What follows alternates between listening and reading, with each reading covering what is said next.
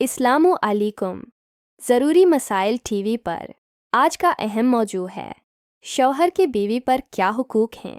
याद रखें, जहां बीवी के कुछ हुकूक शौहर पर लाजिम हैं, वहीं शौहर के भी कई हक बीवी पर फ़र्ज किए गए हैं।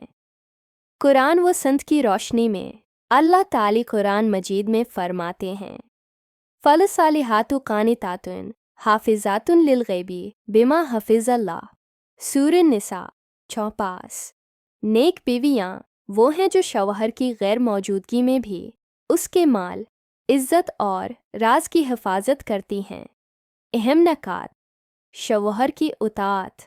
अगर शौहर कोई नेकी का हुक्म दे तो बीवी पर लाजिम है कि वो इताअत करे जब तक वह अल्लाह की नाफरमानी ना हो। 2. शौहर की इज़्ज़त। इस्लाम औरत को हुक्म देता है कि वो शौहर की इज़्ज़त करे, इसकी बात सुने और इसकी दिल शक्नी न करे। 3. बग़ैर इजाज़त घर से ना निकलना। नबी ने फरमाया, औरत अपने शौहर की इजाज़त के बगैर घर से ना निकले। 4. जिनसी हुकूक की अदायगी। निकाह के बाद एक बीवी पर शौहर की इज़्दवाजी ज़रूरत पूरी करना फ़र्ज़ है जब तक वह माजूर या बीमार ना हो। 5. माल की हिफाजत।